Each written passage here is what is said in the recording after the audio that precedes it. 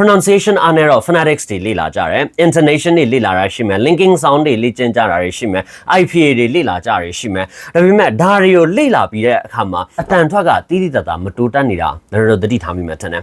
ဒါဖြစ်ရတဲ့အဓိက reason ကကျွန်တော်အတန်ထွက်မှာအရေးကြီးတဲ့အားနည်းချက်တစ်ခုရှိနေလို့ဟုတ်တယ်တလားဒီအရေးကြီးတဲ့အားနည်းချက်ကိုမပြုတ်ပြင်မချင်းလန်တို့ရဲ့အတန်တော့ဟာထူးထူးခြားခြားကောင်းမွန်နေမှာမဟုတ်ဘူး။ phonetics နဲ့ပတ်သက်တဲ့ကျန်တဲ့ကိစ္စတွေအကုန်လုံးသိပြီဆိုရင်တော့ like တစ်ဖက်လူကိုပြန်သင်ပြီးနိုင်တဲ့အဆင့်ရောက်ပြီဆိုရင်တော့ဒီလိုရဲ့အတန်ထွက်နားထောင်ကြည့်လိုက်ရှိဟုတ်ပါဘူးသူတိုင်ကြီးအစွာမျိုးချက်ချင်းသိတာတယ်။အဲ့တော့လန်တို့ဟာအတန်ထွက်တကယ်ကောင်းချင်တယ်ဆိုရင်အတန်ထွက်မှာရှိတဲ့အရေးကြီးတဲ့အားနည်းချက်ဆိုတော့အဲ့ဒါကိုပထမအဦးဆုံးကုစားဖို့လိုပါတယ်။အဲ့ဒီအားနည်းချက်ကဘာလဲဆိုရင် ending sounds ဖြစ်ပါတယ်။ ending sounds အဆုံးသတ်အတန်တနည်းအားဖြင့်စကားလုံးတွေရဲ့နောက်ဆုံးမှရှိတဲ့အတန်တွေကိုမှန်ကန်စွာရွတ်တက်ခြင်းပေါ့နော်ဒီဥစ္စာဟာအရန်အရေးကြီးပါတယ်နမူနာပေးရမယ်ဆိုရင်ဗျာ you need to improve your ending sounds first ဒီဝကြမှာ you need to improve need နောက်က d တန်လေးပါတယ် improve v တန်လေးပါတယ် your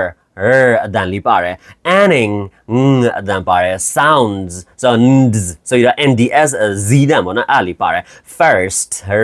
so rst တန်လေးပါတယ်စတဲ့အဆုံးသတ်အတန်လေးတွေကိုမှန်အောင်အရင်လေ့ကျင့်ဖို့လိုတယ်ဒါမှလည်းတို့ရဲ့အတန်ထွက်ဟာတိုးတက်ကောင်းမွန်နေမှာဟုတ်တယ်ပြန်ပြောမယ် ending sounds ကလေ့ကျင့်ရတာပြင်းလို့မလေ့ကျင့်ချင်လို့ဆိုပြီးတော့မှ ending sounds ကိုလစ်လျူရှုလိုက် phonetics နဲ့ပတ်သက်ပြီးတော့ကိစ္စအဝဝသိသွားမယ်ဘယ်လောက်ထိလဲဆိုသူများကိုပြန်တင်ဆိုရင်တော့တင်ပေးနိုင်တဲ့အဆင့်ရောက်သွားလိမ့်မယ်ဒါမဲ့လန်တို့ရဲ့အတန်ထွက်ကိုနားထောင်လိုက်တာနဲ့ဒါကြီးကမဟုတ်ဘူးဆိုတာချက်ချင်းသိတာတယ်အဲ့လိုလေဆိုတော့အတန်ထွက်အမှန်တကယ်ကောင်းချင်တယ်ဆိုရင် ending sounds တွေကိုမှန်အောင်အရင်လေ့ကျင့်ပါဒါကိုလေ့ကျင့်လို့ရအောင်ကျွန်တော်အရင်ကလည်း video လေးတွေတင်ပေးလာခဲ့တာ part 1 to 8ရှိရယ်ဒါရီကို YouTube မှာဝင်ရှာလို့ရပါတယ်ကျွန်တော်ရဲ့ YouTube channel Zenith English Academy လို့ရိုက်ရှာလိုက်ပါပြီးရင် playlist ကိုသွားလိုက် phonetics ဆိုတဲ့ playlist ကိုလိုက်ရှာလိုက်ပါအဲ့မှာ phonetics for beginners ဆိုတဲ့ခေါင်းစဉ်နဲ့ပေါ့နော်ကျွန်တော် video part 1 to 8တင်ထားပေးရရှိရယ်ဒီဥစ္စာက9ဖြစ်မယ်ပေါ့နော်အရှင်းနေ့ကကျွန်တော်တို့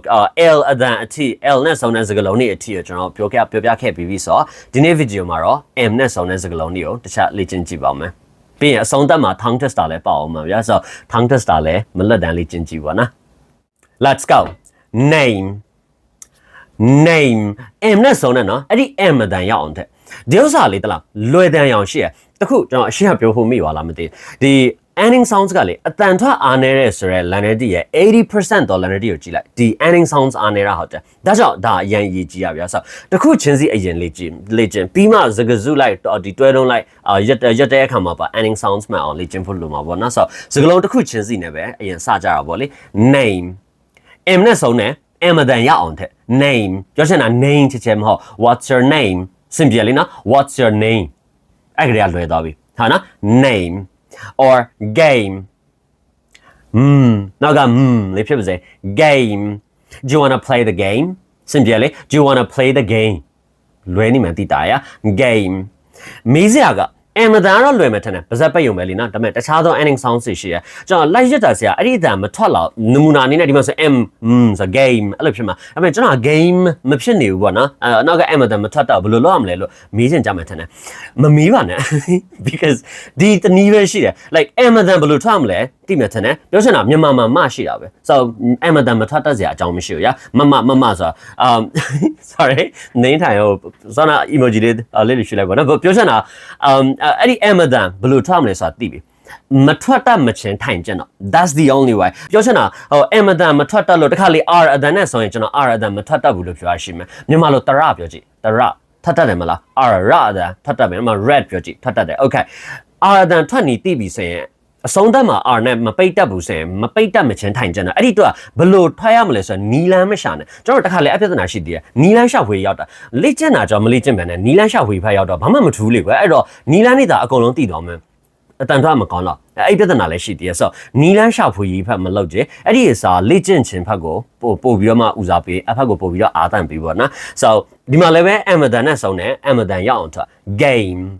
timeနောက်ကရှိတယ် or prime I'm in my prime you see ending sounds mama linking sound mama ဟုတ်တယ် like I'mနောက်က in နဲ့ပေါင်းလိုက်တော့ I'm in ဖြစ်သွားတယ် I'm in မဟုတ်ရင်I'm in my prime စကားပြောတဲ့အခါဘယ်သူမှအဲ့လိုပြောမှာမဟုတ် linking sound like အဆုံးသတ်အတန်မမှန် link လုပ်လို့မရအောင် link လုပ်လို့မရရင်စကားကိုတဘာဝကြကြပြောလို့မရအောင်တဘာဝကြကြပြောလို့မရရင် intonation นี่မှန်မှာမဟုတ်ဒါဆိုရင်စကား off ဖြစ်ပြီနားအဲ့လိုလေ so linking sound นี่မှန်ဖို့ intonation นี่ကောင်းဖို့ fluent ဖြစ်စေဖို့အတွက် ending sound မှန်ဖို့လိုတယ် I'm in my prime come will you come here will you come here so here နဲ့ here come နောက်က m နဲ့ပေါင်းလိုက်တော့ here တောင်ဖြစ်သွားတယ် will you come here come some you want some by the way cam sam အဲ့လိုတော့မဟုတ်နော် come some seem မဟုတ်ပါနော်မကြာခဏဆင်းလို့ကြားလို့ဆင်းတာအပေါ်ကနေပြုတ်ကြမှာအဆင်ပြေမဆင်းပါနဲ့ဒီတိုင်းပဲနေပါ seem they seem nice cream I like ice cream cream မဟုတ်ပါလေ not cream re အမှလည်း e တဲ့နော် ream cream မဟုတ်ဘူးအမှပြောမှာ screen ဆိုတော့ phone screen လို့ထားကြလို့ not screen ဒါ another နဲ့တော့ဖြစ်သွားတယ် but လောလောဆယ်အဲ့ဒီ vowel အတန်လေးတစ်ချက်ကြည့်လိုက်တာလေ so cream ice cream စာဖြင့်ပြောလို့ရမယ်ဒါတော့စကားလုံးတစ်ခုချင်းစီနဲ့အရင်လေ့ကျင့်တာပေါ့နော်ဒါပြီးရင်တော့ကျွန်တော် tongue twister နဲ့စပ်ပြီးတော့လေ့ကျင့်ကြမယ် so tongue twister ကမှန်တယ်ပြောမယ်ဆိုရင် m အတန်တစ်ခုပဲလေ့ကျင့်ဖို့ဖန်တီးထားဖြစ်တဲ့အတွက်အဓိပ္ပာယ်တော့ကိုယ်ကဖြစ်မယ်ထင်တယ်အဓိပ္ပာယ်လည်းဂရုမစိုက်နဲ့ဗျာဒီတိုင်းအတန်ထောက်ပဲ focus ထားပေါ့နော်တစ်ချက်ကြည့်အောင် a storm came to harm but Jim and his mom sang a hymn at the same time to stay safe and calm in the warmth of their apartment yeah ကိုယ်ကပဲ but anyway a storm နောက်က Amazon ပါတယ် storm came to harm but Jim and his mom နောက်က M တွေ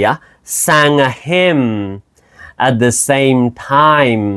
to stay safe and calm in the warmth ဖြစ်တာနော် of their apartment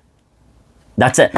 by the way video ဒီထိကြည့်လာခဲ့ရတဲ့နေ့တွေအတွက်ကျွန်တော်လက်ဆောင်လေးတစ်ခုပေးချင်သေးတယ်ဒီလို tongue twister တွေလေအတန်ထွက်လေ့ကျင့်ဖို့ tongue twister တွေဟာကောင်းတဲ့နေရာမှာပေါ့ပြောချင်တာဒီလိုလေကိုအခုပဲအတန်ထွက်ချဒီ tongue twister ချပေးပြီးတော့နော်သဘောဒီလိုဗျာဒီခါလေးကျွန်တော်အတန်ထွက်ကောင်းချင်း tongue twister တွေလေ့ကျင့်ပါတော့အတန်ထွက်ကောင်းဖို့အတွက်မနေရပြောတတ်ရမယ် tongue twister တချို့ဘာညာဆိုပြီးတော့တွေးကြရရှိမယ်အဲ့ဒါတွေတခုမှကောင်းတဲ့အရာမဟုတ်ရဂျင်းနေဟုတ်တယ်အဲ့ဒါလေဟောဆို tongue twister ရဲ့အခေါ်အဝေါ်ကရှာလိတ်အောင်လုပ်တဲ့နီလန်ဟုတ်တယ်ရှာလိတ်အောင်လုပ်တဲ့အရာတွေဟုတ်တယ်ဒါတွေကိုကိုရီမပြောနဲ့ native တွေတော့ပြောခိုင်းတော့မှကိုရီကဖြစ်မှာပဲဆိုဒါတွေကိုမပြောတတ်လို့လည်းအတန်ထွက်မပြီးမှာမဟုတ်တယ်လို့ပြောတတ်ရင်လည်းအတန်ထွက်ကောင်းတာမဟုတ်ဆို tongue twister ကိုကျွန်တော်အတန်ထွက်တိုးတက်ဖို့ဆိုရည်ရွယ်ချက်နဲ့ generally ကျွန်တော်လေ့ကျင့်လို့ကောင်းတဲ့အရာမျိုးမဟုတ်ဘူးနော် general purpose တစ်ခုနဲ့ပေါ့လေအဲ့ဒီစာကျွန်တော်ဘယ်လိုနေရာမှာသုံးလို့ရလဲဆိုတော့အတန်တစ်ခုချင်းစီကိုအတိအကျ target ထားပြီးလေ့ကျင့်တဲ့အခါမှာဆိုရင်တော့ tongue twister တွေတကယ်အလုပ်ဖြစ်တယ် like အခုလိုမျိုးပေါ့နော်ဒီမှာဆိုရင် m အတန်မရသေးတဲ့ letter တွေအတွက်ဒီ tongue twister လုပ်လိုက်တယ်ဒီထဲမှာ m နဲ့စုံတဲ့စကားလုံးတွေတန်းတန်းလောက်များများထည့်ထားလိုက်တယ်အဲ့တော့အဲ့ဒါတွေအကုန်လုံး m အတန်ထိုင်ပြီးတော့ကျင့်တော့စသဖြင့်အတန်တစ်ခုတည်းကို focus ထားပြီးတော့ target ထားပြီးတော့မှ specifically လေ့ကျင့်မယ်ဆိုရင်တော့ maybe မဟုတ် definitely တကယ်ကောင်းတဲ့နီလာဟုတ်တဲ့ tongue twister ကအဲ့လိုမှမဟုတ်ဘဲနဲ့အတန်ထွက်ကောင်းချင်လို့ tongue twister တွေပဲ like Google မှာလိုက်ရှာပြီးတော့မှတစ်ခုပြီးတစ်ခုထိုင်ပြောနေမယ်ဆိုရင်တော့ဒါဘာမှထူးခြားသွားမှာမဟုတ်ပါဘူးand video အဆုံးသတ်မှာပြန်ပြောရမယ်ဆိုရင် learner တို့ ending sounds မှန်ဖို့ပထမဦးစားပေးပြီးလေ့ကျင့်ပါ ending sounds မှန်ကြံ့တာတွေဘလောက်ပဲလေ့ကျင့်သူများပြန်သင်ပေးနိုင်တဲ့အဆင့်ထိကျွမ်းနေပြီဆိုရင်တော့မှဒီလိုရဲ့အတန်ထားကိုယ်ကဖြစ်နေဦးမှာပဲဆိုတော့မဖြစ်ချင် ending sounds ကိုပထမဦးစားပေးပြီးလေ့ကျင့်ပါဒါတွေကိုလေ့ကျင့်ဖို့အတွက်ကျွန်တော် YouTube မှာလည်းvideo အနေနဲ့တင်ထားပေးပြီးသားရှိရ part 8 အထိရှိရလေ့ကျင့်လို့ရတယ်တကယ်လို့ဒီလို ending sounds တွေကို learner တို့ပြည့်စုံလေ့လာချင်တယ် ending sounds ပါဝင်အတန်ထွက်နဲ့ပတ်သက်ပြီးတော့မှ learner တို့တီးထိုက်တာမှန်တယ်မြောက်တနေရာထဲမှာစုစည်းပြီးတော့မှစနစ်တကျလေ့လာချင်တယ်ဆိုရင်တော့ကျွန်တော်စီမှာ Fnatic course face to face class ရှိတယ်ဒီ course အကြောင်းလေးလည်းကျွန်တော်အနေငယ်မိတ်ဆက်ပေးပြရစီတော့ဒီလိုဗျာဒါကြောင့် face to face class ဟုတ်တယ် zoom နဲ့သင်ပေးတာဟုတ်တယ် recording ပြန်ပေးသေးတယ်ဒီဥစ္စာလည်းမိုက်တယ်ပေါ့နော် and ဒီ class မှာကျွန်တော် ending sounds တွေ English မှာရှိသမျှ ending sounds တွေကိုကျွန်တော်အပြည့်စုံ cover လုပ်ပေးတယ်တစ်ဆက်တည်းမှာ learner တို့အရင်ကတည်းကသိပြီးသားဖြစ်တဲ့အတန်ထွက်နဲ့ပတ်သက်တဲ့သိစရာကိစ္စလေးတွေပေါ့နော်ဒါလေးတွေလည်းထည့်ပြီးသင်ပေးတယ် definitely တစ်ဆက်တည်းမှာဘယ်သူမှမသိသေးဘူးလို့ပြောလို့ရမယ်ဘယ်သူမှမသိသေးတဲ့ကျွန်တော် class မှာပဲတည်တန်းသင်ပေးတဲ့တကယ်ကောင်းတဲ့သင်ခန်းစာတွေလည်းရှိသေးတယ်အထူးသဖြင့် ဒီ course ကမြန်မာတွေရဲ့အတန်ထွက်အားနည်းချက်တွေကိုကြည့်ပြီးတော့မှဒီအတန်ထွက်အားနည်းချက်ကိုကုစားဖို့ဆိုရည်ရွယ်ချက်နဲ့ဖန်တီးထားတဲ့သင်တန်းကိုအဲ့ခါကျတော့ကျွန်တော်တခြားဘယ်မှာမှမလေ့လာခွင့်မရမယ်ကျွန်တော်ဒီ class မှာပဲလေ့လာခွင့်ရမယ်တကယ်ထိရောက်တဲ့သင်ခန်းစာတွေလည်းအများကြီးထည့်ပြီးတော့မှသင်ပေးသေးတယ်ပြီးတော့ကျွန်တော်သင်ပေးရုံပဲမဟုတ်သေးဘူးဗျာလေ့ကျင့်ဖို့လည်းလိုတယ်လေ့ကျင့်ပြီးသွားပြီဆိုရင်လည်းကျွန်တော် feedback လေးတွေပေးလေးရှိရစသဖြင့်ပေါ့နော်တကယ်ထိထိရောက်ဖြစ်အောင် share သင်ပေးတဲ့သင်တန်းဖြစ်ပါတယ်မလုပ်မနေရစနစ်ရှိသေးတယ်ဒါလေးလည်းမိုက်တယ်ဆိုတော့တို့အတန်ထွက်ကိုအမြန်ဆုံးတိုးတက်ပြောင်းလဲခြင်းနဲ့ထိထိမိမိလေ့ကျင့်ခြင်းနဲ့ဆိုရင်တော့ကျွန်တော်ဒီ Fnatic face to face class ကို recommend လုပ်ပါတယ်တခုတော့ရှိရတို့အတန်ထွက်လေ့ကျင့်ဖို့အချိန်တော့ပြီးနိုင်ရပါလိမ့်မယ်တရက်ကိုအနည်းဆုံး1နာရီပြောမယ်ဆိုပြန်များအနေနဲ့ပေါ့နော်တစ်ပတ်မှာအနည်းဆုံး9နာရီတော့အတန်ထွက်လေ့ကျင့်ဖို့အတွက်အချိန်တော့ပြီးနိုင်ရမယ် at the very least အလုံးမပြီးနိုင်ဘူးဆိုရင်တော့ဒီ class ကထိအောင်မှာမဟုတ်ဘူးပြီးရင် class ထဲမှာအပတ်တိုင်းအရက်ခံရမှာဟုတ်တယ် because ကျွန်တော်မလုပ်ရင်ရက်မအောင်မလုပ်မနေရစနေရှိရဆိုတာလေဆိုတော့အဲ့လိုအချိန်ပေးပြီးတော့လေ့ကျင့်နိုင်တယ်ဆိုရင်တော့ဒါဒီ course ကိုတေချာပေါက် recommend လုပ်ပါတယ်တနင်္တက်ကလည်းကျွန်တော်မကြခင်ဖွင့်တော့မှာဗျာ28ရက်နေ့ဖြစ်မယ်ထင်တယ်အချိန်ကစနေတနင်္ဂနွေပဲဖြစ်မယ်နေ့လယ်ပိုင်းဖြစ်မယ်ဆိုတော့ဒီ course အကြောင်းစိတ်ဝင်စားလို့အသေးစိတ်ထပ်ပြီးသိချင်တယ်ဆိုရင်တော့ဒီ video ရဲ့ comment ထဲမှာဖြစ်စေor ကျွန်တော် Facebook page CB မှာဖြစ်စေ Fanatics လို့ရေးထားပေးလို့ရပါတယ်ဒါဆိုရင်ကျွန်တော်ရဲ့ admin ကအမြန်ဆုံးဆက်သွယ်ဆွေးနွေးပေးသွားလိမ့်မယ်လေ